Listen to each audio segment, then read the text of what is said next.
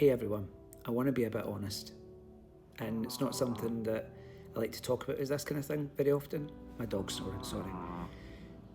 But people, when someone posts something where they feel proud of themselves at a journey that they've been on, when someone shares something and they are very, very vulnerable and it takes a lot, then it's a reminder that when we see something that we should be proud of ourselves. And I mean this about my image.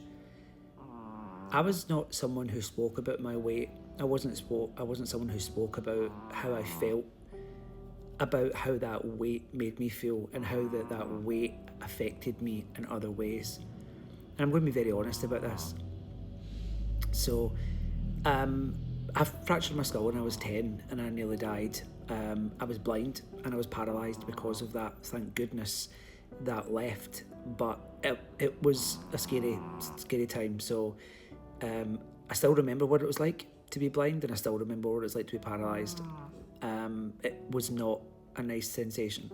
Because of that, when I was 32, my body stopped producing testosterone. Obviously the doctor was like, we hope it's all these things and not that, because I was 32 at the time.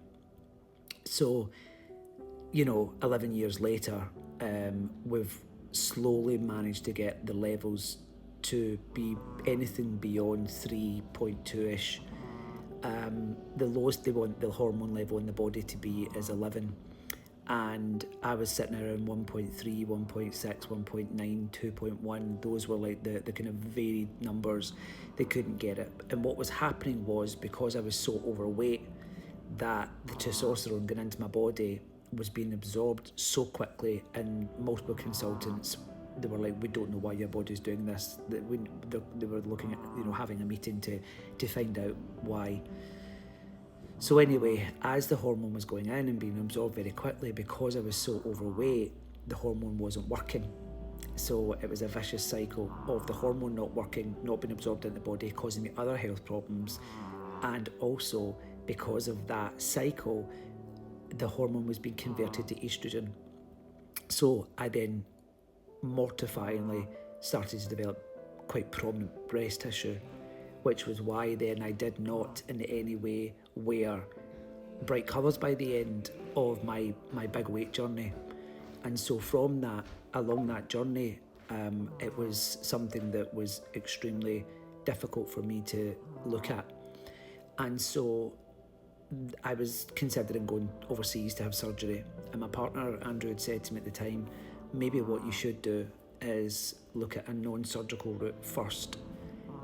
And I'm so glad he said that, because I never expected to be on the transformational journey of weight loss that I did.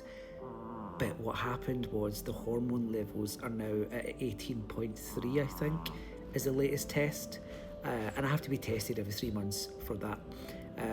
Now I've tried everything. They went to weekly injections, they went to creams, they went to a different type of injection, they went to 4 weekly, because it's meant to be done every 12 weeks, the injection I'm on, which is called Nebido.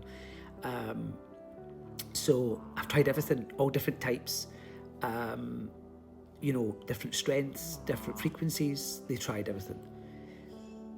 So by taking the weight loss injections, it is my choice.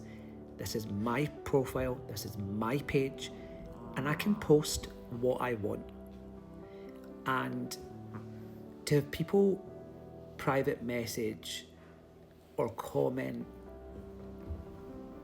about my journey, I get that I'm putting it out there, so there should be a level of me being able to take that and accept that. And do you know what? Yes, that's exactly what you have to do when you put out posts. Every day I wake up with hateful comments just based on the work that I do, where there's always some guy, mostly guys, in the comments giving hateful comments.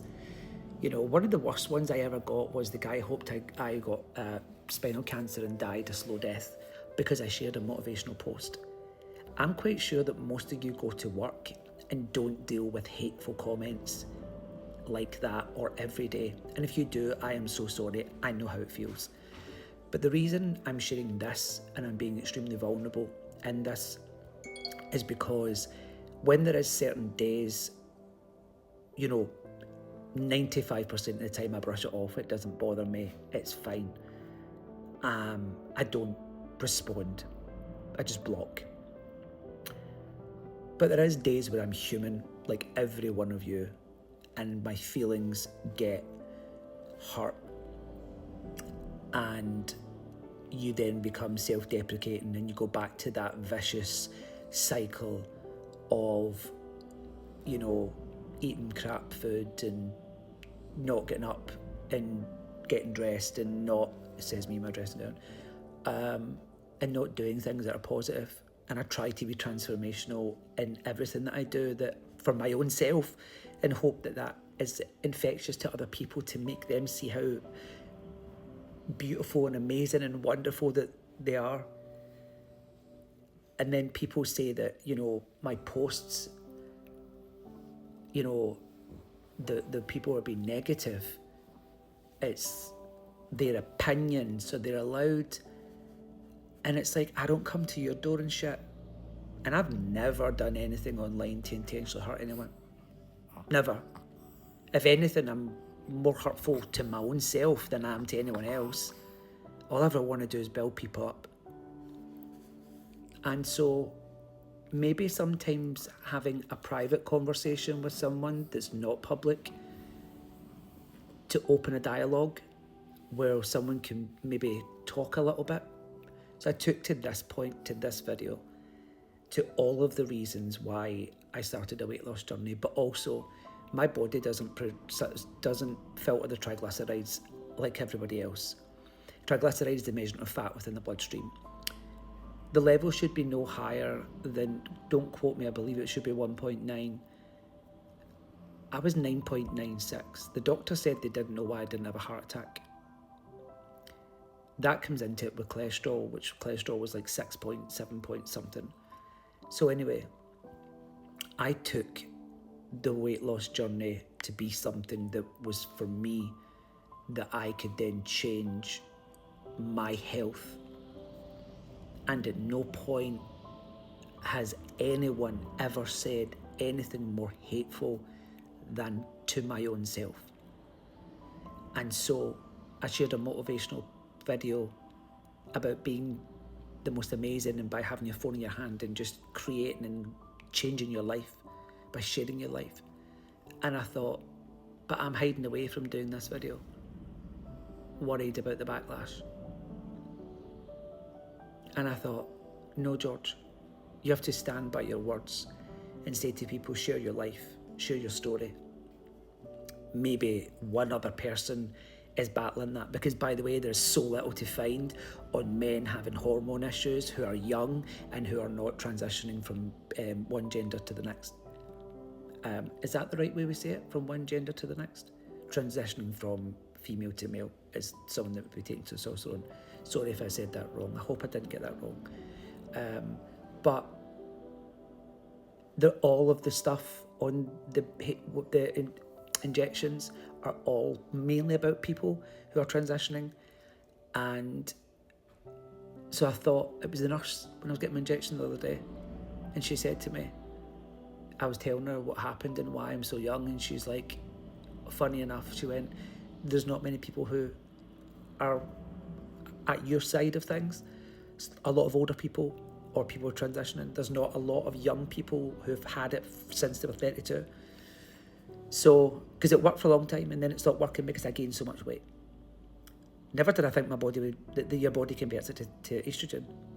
Anyway, I've shared this because I promised about being more honest about not just the spiritual side of things. So if you've stayed with me for this long, thank you. I hope that this story might help someone, but it might push us all to be okay, to be more vulnerable in our story and share. But do me a favour, folks, be kind, because you have no idea where someone is here and how quickly someone's life can be over by the words of hate that they receive from others. Take it from me. Thank you.